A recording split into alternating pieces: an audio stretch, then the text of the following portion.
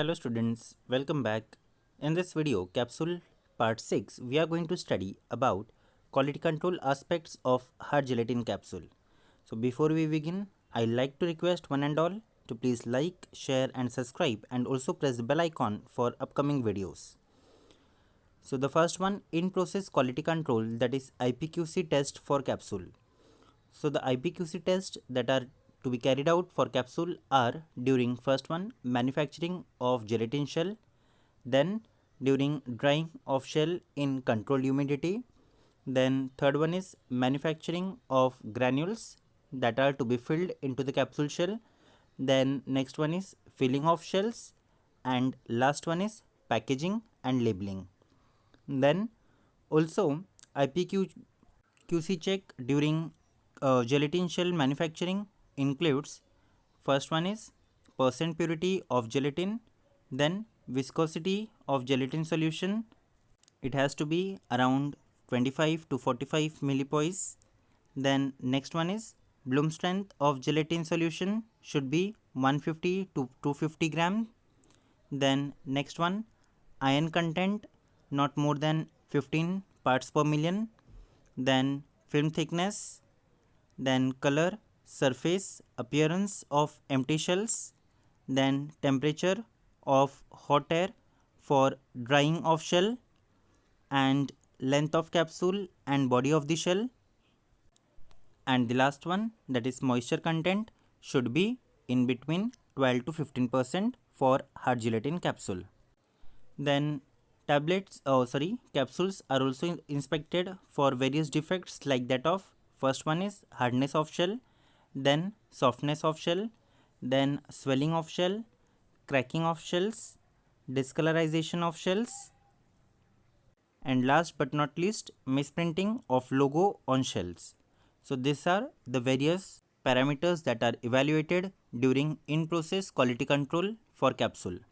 Then moving further, that is finished product quality control test for capsule drug product. So the first one is appearance. So capsule produced either on a large or a small scale should be uniform in appearance. Visual or electronic inspection should be undertaken to detect if there is any variation in integrity and appearance of the capsule. Hard gelatin capsules are also checked for permeability and sealing. That is, hard gelatin capsule are tested for any breach of physical integrity, that is breakage or opened cap and body. Then size and shape. So hard gelatin capsules are made in ranges of size. The standard are from 000 to 5 which are commercially available. Therefore, inspection must be done for size and shape that they are consistent in appearance. Then the next one is unique identification marking. So capsule surfaces may bear symbol or any other unique identification marking for better identification. So care has to be taken that all are encurved in a proper manner. Then the next evaluation is uniformity of weight. 20 hard gelatin capsules are usually weighed individually and the content are removed.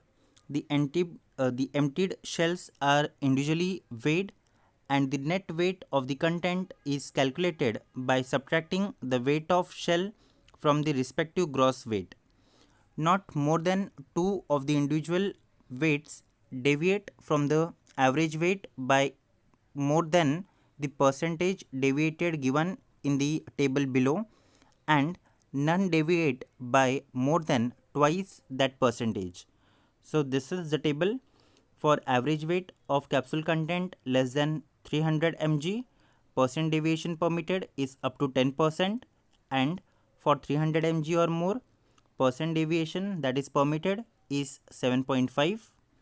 Then next finished product quality control test for capsule is uniformity of content. So this test is applicable to capsules that contain less than 10 mg or less than 10% weight by weight of active ingredient, or when specified by individual monographs. So for in this case what is done is 30 capsules are selected, 10 of which are assayed by the specified procedure.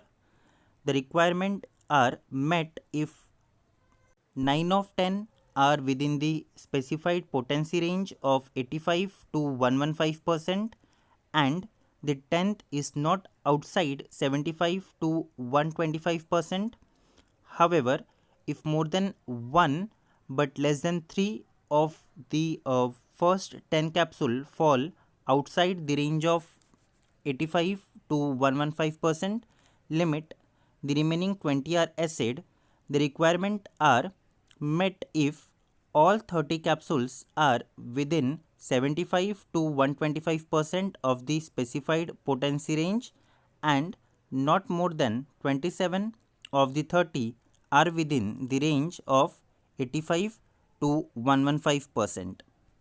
In simple words, what I can tell is initially 30 capsules are taken. Out of 30, first 10 are acid.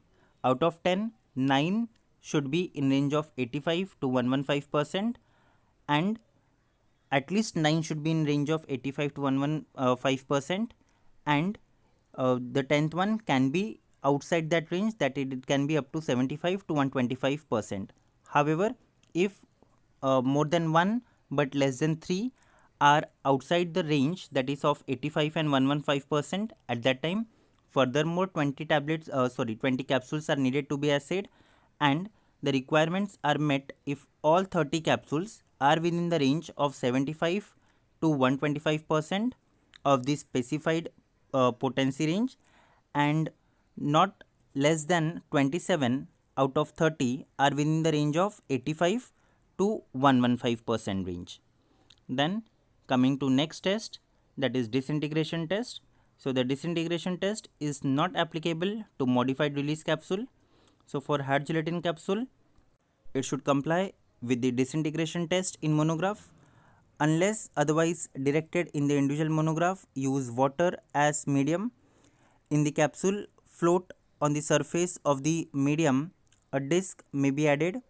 Then, if the capsule adhere to the disc, attach a removable piece of stainless steel oven gauze with gauze aperture of 2 mm to the upper plate of the basket rack assembly and carry out the test omitting the disc. Operate the apparatus for 30 minutes unless otherwise directed. Then the next test is dissolution test. The dissolution test is carried out using dissolution test apparatus as per USP. The capsule is placed in a basket and the basket is immersed in the dissolution medium and caused to rotate at a specified speed. The dissolution medium is held in a covered 1000 ml glass vessel and maintained at 37 degrees Celsius plus minus 0.5 degrees Celsius by means of a constant temperature suitable water bath. The stirrer speed and type of dissolution medium are specified in the individual monographs. Then this is the table. So initially 6 capsules are taken. Each capsule is not less than Q plus 5%. That is, Q is nothing but the specified quantity of dissolved active substance expressed as a percentage of the labeled content. So whatever has been stated, it can be plus minus 5%. Then, however, if it fails, then another 6 tablets are to be taken. Average of 12 tablets, that is S1 plus S2, is equal or greater than Q and and no unit is less than Q minus 15%. Then if even it does not comply, then S3, that is average of 24. Now here again 12 extra capsules are taken. So 6 plus 6 plus 12. So average of 12 units, that is S1 plus S2 plus S3 is equal to or greater than Q. Not more than 2 unit are less than Q minus 15% and no unit is less than Q minus 25%. That is, amongst these 24 capsules that have been taken for dissolution, out of that not more than 2 capsules should contain less than less than 15% of the content that have been specified, and none of it should contain less than 25% that have been specified. Then The next test is moisture content. Karl-Fisher titrometry can be used in order to detect or determine the moisture content of the entire capsule. Then the next one, that is moisture permeation test. So USP requires determination of the moisture permeation characteristics of single unit and unit dosage container to assure their suitability for packaging capsule. The degree and rate of moisture uh, pen- penetration is determined by packing the drug unit together with color relieving discant pellet, exposing the package unit to no relative humidity over a specified time, observing the decanted pellet for color change, and comparing the pre-test and post-test weight of packaged unit. Then the next test is microbial content. The capsules are tested to ensure lack of growth of bacteria and molds by microbial test. These tests are usually carried out by incubating the capsule contents in a growth medium and counting the colonies formed after the predefined period of time. Then the next test is shelf life test. These tests are frequently carried out after a defined period of storage at predetermined conditions. They help to assign and verify the shelf life and usability of the drug product. Then the last test is stability testing of capsule. So stability testing of capsule is performed to determine the physicochemical stability of the drug substance in a finished drug product under specified packaging and recommended storage condition, intrinsic stability of active drug molecule, and the influence of environmental factors like that of temperature, humidity, light, etc. on formulation component, and the container and closure system. The long-term stability and accelerated stability studies help to determine the appropriate storage condition and the product's anticipated shelf life. So these are the various finished product quality control test for capsules. Thank you for watching till end.